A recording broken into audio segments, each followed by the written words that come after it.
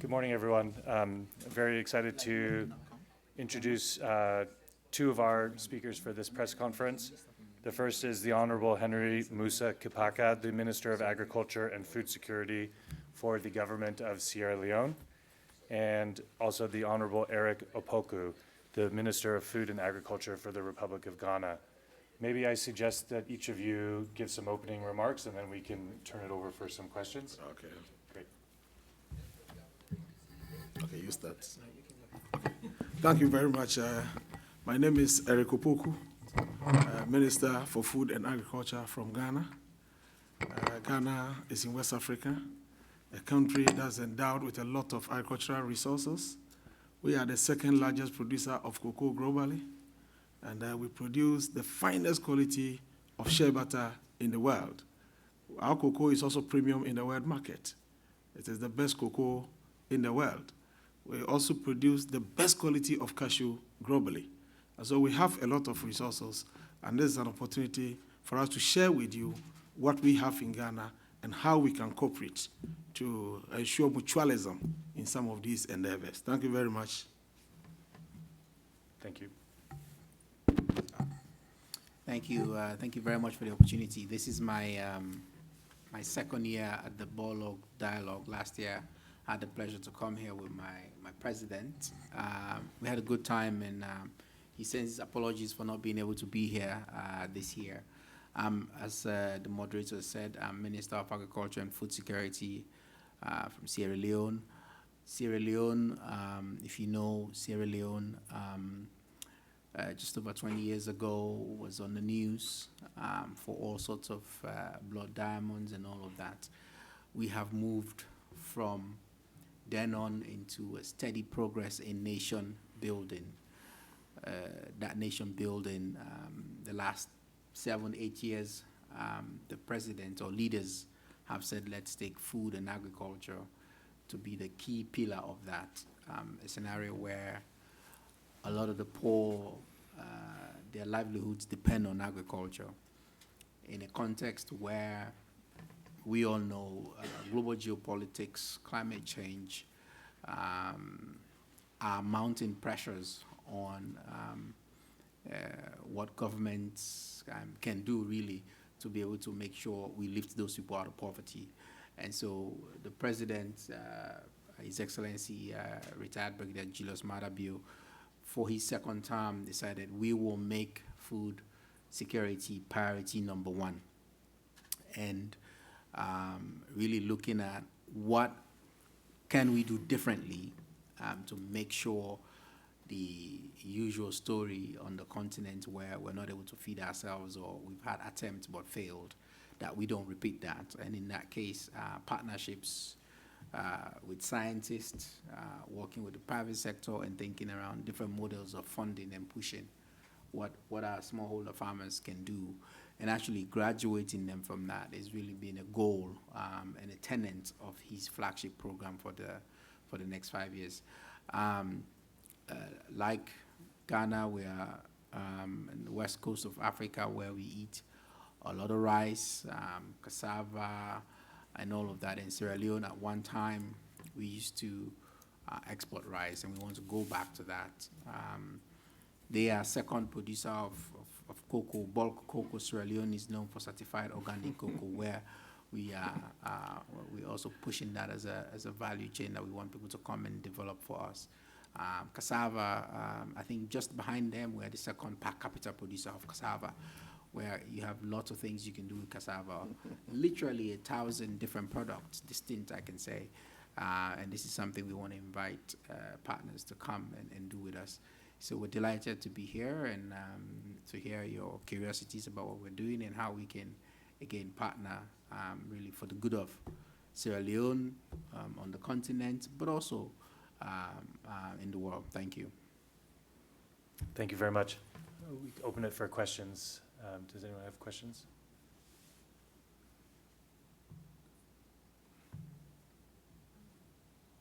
Hi, my name is Tanya. I work with DevX. We cover international development. And I was wondering about the European Union deforestation recognition. And it's been pushed back several times now. How is that affecting, how is your country preparing for that? And is there anything you'd like to say about where things stand with that regulation? Okay. Please. I think deforestation is something that is embedded in the project that we are executing. For the broad agenda of our government is to use agriculture as the engine for economic development.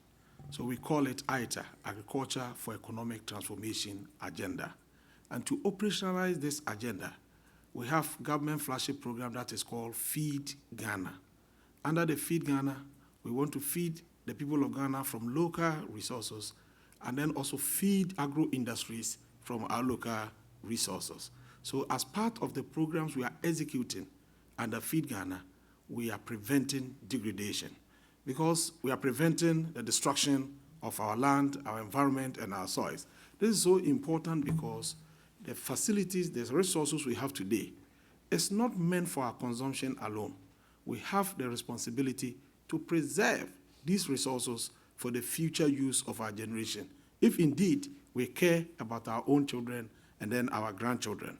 So we have introduced a project that is called Integrating Landscape Restoration and Agroforest Drive. Under this project, we are integrating trees like cashew and share into croplands because these are trees that are able to sequester carbon and then improve soil moisture and then also provide extra income. So you see that by this strategy, we are turning environmental health into livelihood security. And so government is focused. If agriculture is to trigger economic transformation, then certainly we should be concerned about protecting the environment that we operate in. And so we are fully aligned with the regulation that is happening. And we are also supporting traceability as to how cocoa and other products are produced so that we can all together preserve the environment. Yeah, thank you very much. And I'm glad he went first because they're, again, one of the biggest cocoa producers. But the EU EUDR regulation does touch on something Sierra Leone does produce. Oil palm is one of those commodities that it also looks at. I think the spirit of this, we're very much aligned with. We, on the continent, and maybe we can have a conversation. On the continent, Africa is responsible perhaps for maybe very little of the emissions that we see. Yet we are at that receiving end of the brunt of the effects of it. That notwithstanding, we owe and have a responsibility to make our production system sustainable because, like he said, we're not doing it for us. We believe, in fact, we have borrowed the land from the future, and we have to return it. And so the spirit and the intent of this policy to reduce deforestation is definitely in agreement. I think what we must do, and we have actually been in active conversations with them. You have a scenario where we have old cocoa trees that we want to replace. And under this regulation, that can be a problem with that. We want to plant more cocoa trees. And we'll do that in areas where we don't have this deep green forest. And you might have a problem with that. So there's an active dialogue going on, and they recognize that, and hence, pushing it back in some areas. I think they have, the European Forest Institute, the European Union, they've recognized this, and they've come and are taking country by country basis of really looking at this and how countries can respond in ways that are fair to the current situation and the farmers that are in there. but not compromising at all the need that we need to address deforestation and do it and let the countries own it, and they be the driver of that. And we have lots of programs where we're doing this as well. For us, the EU is our biggest market for our organic cocoa, so it's very important for us. So it's a dialogue, and they understand it, and I think we're getting somewhere with it. Thank you. Other questions? Yes, I'd love to hear about current projects going on to create value-added products out of the commodities that you have. Okay. I think the question relates to value addition, which is very critical in our program. Because under the Feed Ghana program, we are looking at establishing a symbiotic relationship between the farmers, who are the producers, and then also the processors. Because everybody produces in anticipation of demand. If there's no demand, there's no motivation for people to go into production. Unfortunately, the story of Africa is different. We are in possession of over 60% of the world's agricultural resources. Yet when it comes to global agricultural output, our contribution is around 10%.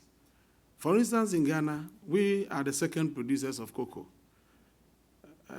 Africa produces 70% of raw cocoa, and Ghana is the second largest producer.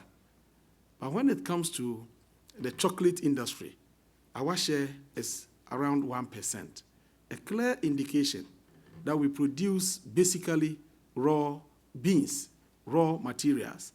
And then these raw materials are exported elsewhere, value is added, and they are sent to us at cutthroat prices. So the way to liberate our people from the shackles and tentacles of abject poverty is to bring processors and farmers together so that we can really fight against poverty. And so what we are doing is that we're establishing what we call agro-production enclaves. In the agro-production enclaves, we are providing irrigation. We are setting our farmer service center to grant unimpeded access to mechanization, to drought-resistant seeds, to fertilizer, to advisory services to enable farmers increase production and productivity. And then we are also establishing what we call industrial parks so that we can bring the processors together with the farmers. So as soon as they produce, they will be on the farm to buy. That will reduce post-harvest losses, it will add value, and then along the chain, generate jobs for the children, the grandchildren, the siblings, and the neighbors of these farmers who toil from morning until the sun rises to take their energy away from the sun. So it's a policy that is being implemented. Just to add, I 100% agree with everything he said. I think on the continent, that's a challenge that we face. I think the numbers are stacked. You can take any commodity and they can tell you. I think the one I saw recently, cashew, raw cashew, when we produce it, I think it's like 10x than when it's processed. When the bean is sold to when it's 10x more in value. So if imagine we're adding value to that on the continent, that's how much richer our farmers can be. We're doing a lot, like he said. I think processing in the Sierra Leonean context for us, there's a lot of fundamental things that we must have in place. We have identified,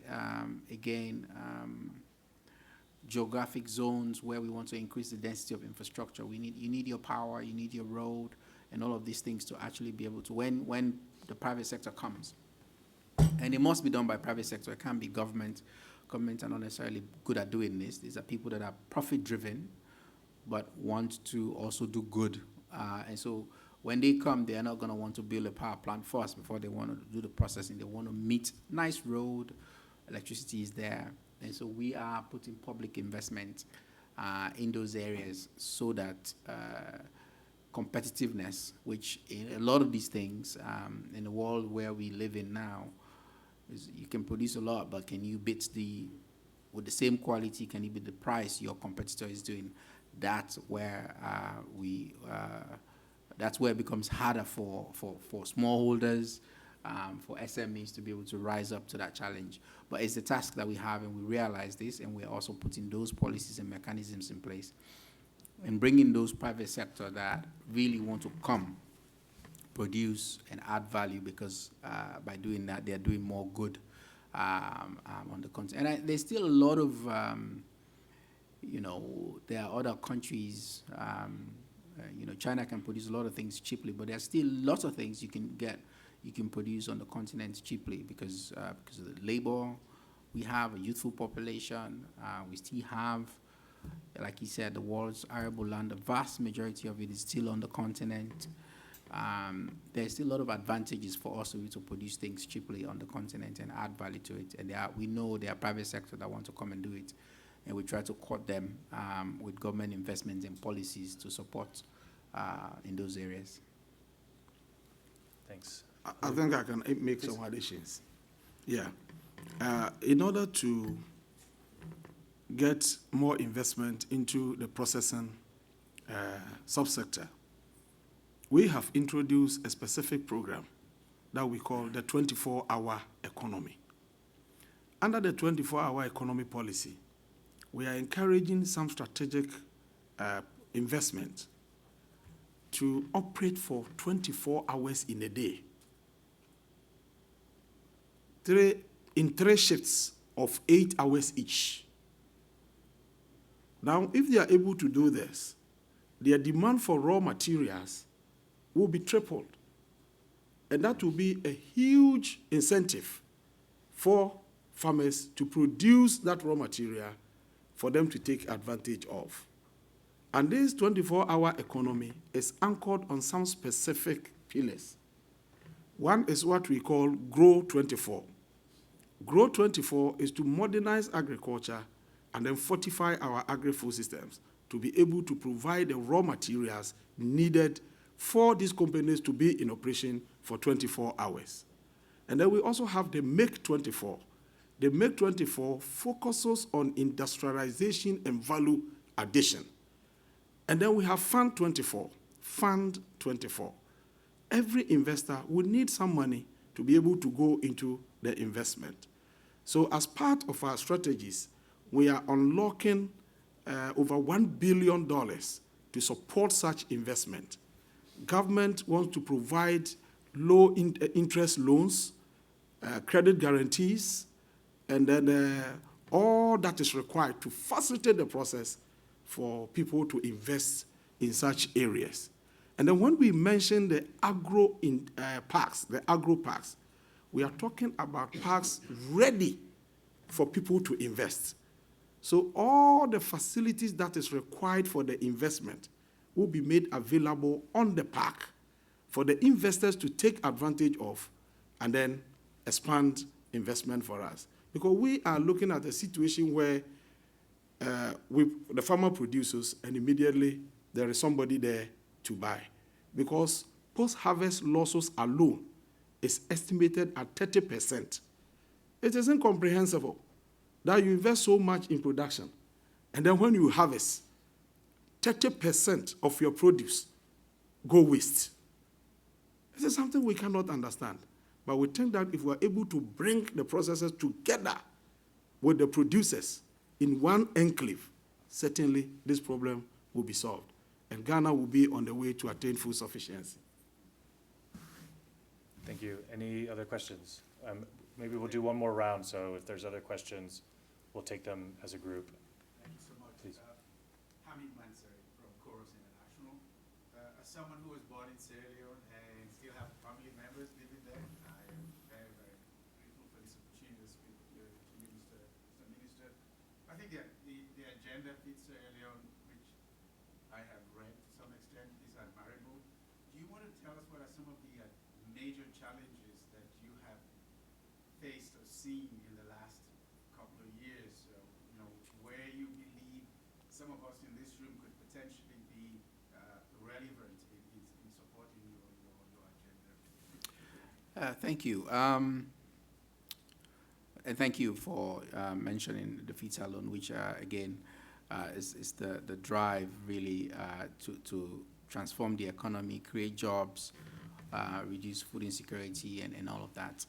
Challenges. I think challenges that were there for the longest time, the way agriculture was done, we relied a lot on donor partners. And when this strategy was launched, there was a lot of conversation, we had just come from COVID. So yes, economies were down, but there's a lot of optimism around how we would fund this.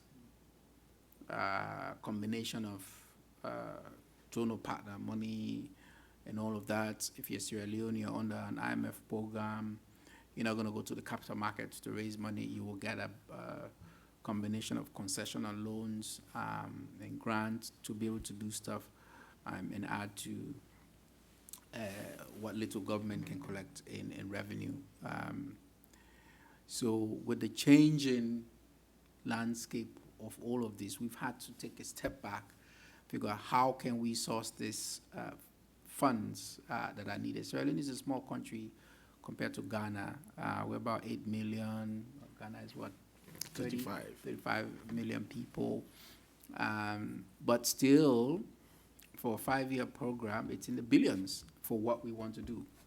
We want to do irrigation, 20,000 hectares. We want to build these hubs and all of that. And so that thinking that the traditional way of raising money is not going to cut it anymore, but that we have to think very hard about how we do that ourselves and figure out other partnerships. So where private sector comes in, where those critical investments that must be made to make things attractive for private sector must be made so that they can come in, because then we can go at pace and they can bring innovation and address the way poverty or food insecurity is entrenched with smallholders. And so really it's that, that the global landscape is changed a little bit from a finance point of view. And a lot of that for us was really, we wanted to invest quite a lot in infrastructure. And the way you got money was in those ways, because that for us is the bottleneck to be able to drive the strategy. But I think with innovative ways of engaging private sector programs, EPC plus F modalities and private sector that are willing to joint venture with government. If you're doing roads, you toll them because these are economic value. Yes, sometimes people are not going to like it, but these are ways we think we can actually do those same things under the current circumstances. And of course, government pushing out to collect its own resources, 20% in terms of what we collect, still below the regional average in terms of what the tax collection is as a ratio of GDP. We want to double that quickly. It's only when we can do that that we'll be able to meet some of these pressing needs. Okay. When it comes to challenges, I will first want to address the challenge of low production and low productivity. Because in elsewhere, a hectare of land put under maize cultivation is able to produce 5 tons and above. But in a part of the world, the same hectare of land is able to produce 2 tons maximum. A clear indication that we are not maximizing output from the soil. So what we have decided to do, and what we are doing now, is to manage the soil effectively to be able to increase production and the yield and productivity. And that is what we are doing. We are deploying soil testing kits to our extension officers. We want them to do that so that they can advise the farmers accordingly. If we are able to test the soil, we'll take better decisions relating to fertilizer application, relating to crop suitability. So now we are moving from blanket subsidies to precision agriculture, where every action of the farmer on the field must be detected by data so that we can maximize output from the soil. Then the second issue has to do with rain-fed agriculture. Certainly, rain-fed agriculture does not guarantee food security because you depend on the mercies of the weather. If the weather is not favorable, you are doomed. All that you have invested will go waste. If the weather is favorable like this year, then you have bumper harvest. This is not an activity that can engender food security. And so we are transitioning from rain-fed agriculture to irrigation agriculture. We are providing dams, we are doing pivot irrigation, and we are focusing on micro irrigation projects, solar-powered boreholes to pump the water to the fields, where we cluster the women and the youth, especially those in the urban areas doing tomatoes, they are doing onion, and they are doing pepper. We'll get them the water on the field, and they are able to do all year-round production. If we are able to do that, you are able to stabilize food prices throughout the year. Then the next most important challenge we are solving this year has to do with the fact that we were not building food buffers, which is critical, because in the peak season, you produce so much because you depend on the weather, and then in the lean season, you don't have anything, and food prices start going up. Now we have empowered the National Food Buffer Stock. They are now in the market, mopping up the excess produce. They are holding strategic reserves against emergencies. So in the lean season, they will release the food to stabilize prices at moderate level. So in the peak season, they will come to the market, buy the excess to protect the farmers. And then in the lean season, they will release to the market to protect the consumers. If we are able to do this, we'll be able to stabilize prices and ensure incessant food supply to Ghanaians throughout the year. Certainly, challenges come whenever they must come. And that is why we are in leadership. It is our responsibility to confront challenges head-on and make sure that the farmer is protected. The Ghanaian farmer population is dominated by smallholder farmers. They constitute about 80%. So on their own as individuals, they cannot procure the services of mechanization. A smallholder farmer cannot go to the market and buy tractor, combine harvester, planter, or the other equipment that is required. And that is why government, together with the private sector, is establishing what we call farmer service centers across all the agricultural districts. We have already asked the farmers to constitute themselves into what we call community commodity-based cooperatives. So far we have registered about 70,000 of these cooperatives. So the cooperative can just walk to the center. The center is serving as a one-stop shop for all the farmers. We want tractors to go and clear. We'll make the tractors available. If they have money to pay upfront, they pay. If they don't have money, they use the tractors, and when they harvest, they go back and then pay. By this arrangement, every farmer, regardless of your stature, smallholder or commercial farmer, you have access to mechanization, access to all the critical services that you require to be able to effectively perform in your capacity as a farmer. Great. Thank you very much. Thank you very much. I think we'll wrap up there unless there's any final questions. Thank you very much for your time. We really appreciate it. And Thank it's you. Wonderful to see you in Des Moines, so thank you for making the trip. It's a pleasure. Thank you. Thank you. There you go. Yes. What time is it 1:30, right? 1:30. There's a panel. Oh, there's a panel. Oh, okay, then let's go. Is it now? To do what? Okay.